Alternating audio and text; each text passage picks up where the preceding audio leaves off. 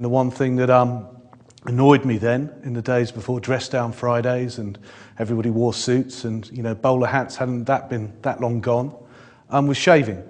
And shaving then was with a twin-bladed razor. You had chemically based shaving foams and gels which came out of cans, which were essentially designed to replicate a barbershop shave with a lather and a badger brush.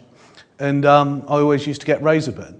And the long story short with the brand creation is my girlfriend used bath oils to keep her skin nice and supple. And many women do that and do that today. And one day I put some of this bath oil underneath the shaving foam and had a scrape with my razor and didn't get razor burn for the first time ever. And it was quite an epiphany in as much that I'd spent years suffering from red, rashy, raw skin. And then I didn't. And then the next day I shaved just with the oil. And apart from it gumming up the razor a lot and leaving a bit of a mess in the girlfriend's sink, I didn't get razor burn again. So therefore came to the common sense conclusion that you didn't actually need a shaving foam or a shaving on your face looking like Santa Claus to get a shave.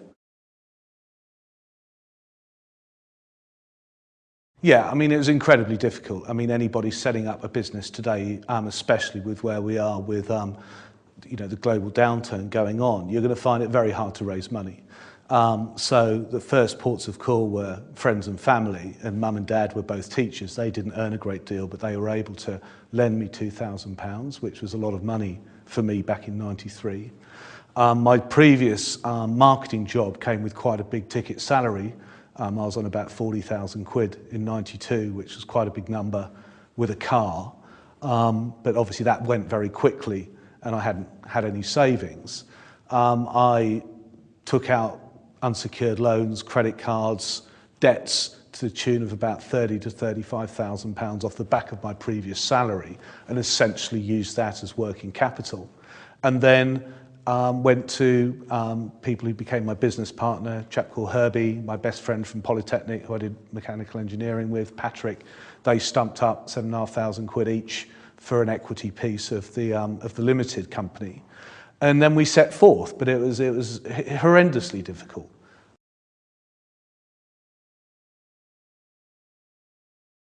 So when I came to get King of Shaves, decide who was going to stock it, obviously you needed volume, which would be Boots, but Boots, as big a company now as they were then, i.e. a big, blue chip, slow moving, hard to deal with company who expect to see suits from Procter & Gamble rock up with £100 million ad spend and David Beckham on the books to develop their brand, not a guy who turns up on the train with a briefcase and a concept for a shaving oil.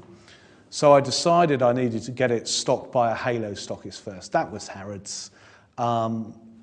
And I was involved in discussions with the men's grooming buyer there for months. And annoyingly, she wouldn't make a decision. And I was just burning up money, mum and dad's money, my money. Couldn't understand why. What was the risk? The opening order was going to be like £2.50.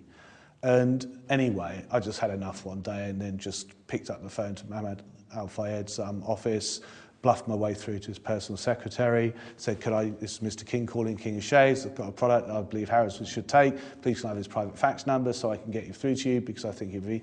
And then the next day I had a fax back saying, here's your order, Mr. King, sorry it took you so long to get through, Harrods looks forward to doing business with you.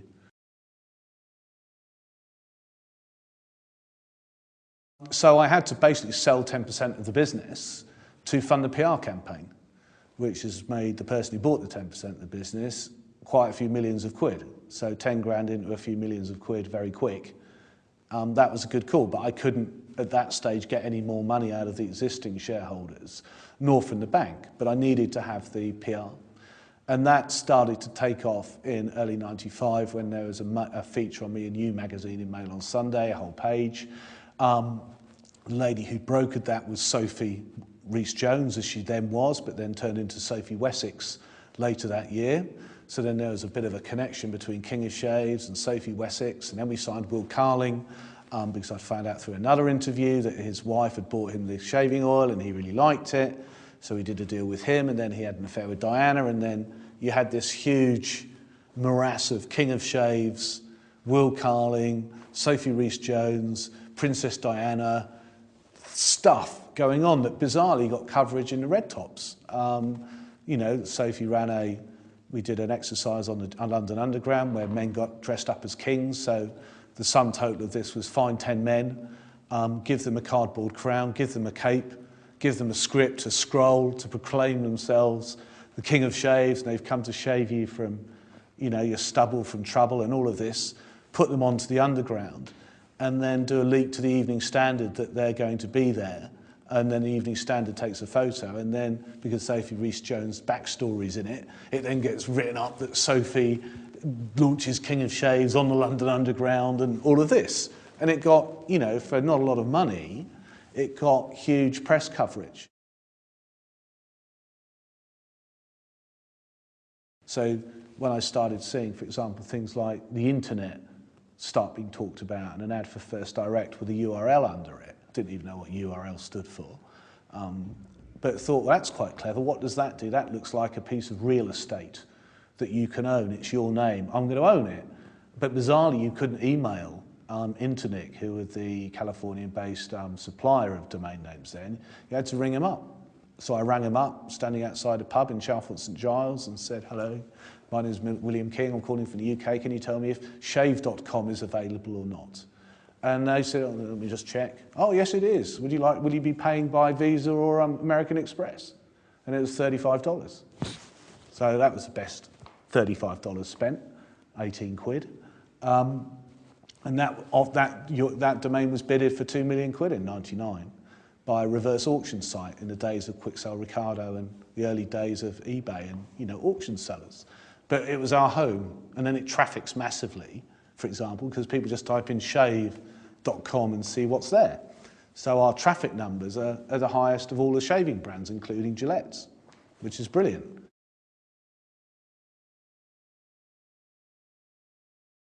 We were approached by Target, which is a store group in America, to take King of Shaves there in 99, 2000. And in hindsight, we shouldn't have gone then because the business was still tiny. It was only a couple of million quid in sales. We raised £500,000 out of Lloyds Bank as essentially a market development loan, which was a standard loan we paid back over 4 years or something. But very quickly realised that launching a brand into the big US of A, which is a massive, you know, integrated continent of people of different cultures and different purchasing patterns, we blew up the £500,000 in about 3 seconds flat. Only this year, after 8 years, will we make any money. So we've probably sunk in £5 million over the last 8 years being in the USA.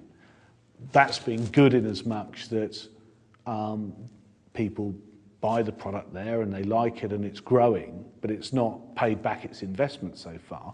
But now we're going to launch the razor there next year with a bit of luck. It's fine. You know, it's sort of been a beachhead. It's just been an expensive beachhead. So the international expansion piece, everybody thinks the grass is greener in America, and it's an extraordinarily costly place to do business. I would, you know, strongly caution people who are you know, fueled with the desire to expand internationally to treat it very seriously and make sure your business here in the UK, if that's where you are, is robust enough to support that growth, because you have to be there to make it happen as well. Other countries haven't been so much of an issue. Japan is through, we're just in very high-end stores in Japan, and then the razor launches there next year through a strategic partnership, much the same as like Paul Smith has with partners there. So basically a Japanese company who like what we've done, why we're doing it, and prepared to take on board the investment of that. So that's quite good. We've been in New Zealand, Australia for 11 years, just through a few guys who approached us back in '97, said, we like your shaving oil, can we distribute it for you in Australia, New Zealand? We said, yeah, shame there you know, aren't as many people as there are sheep there, but hey ho.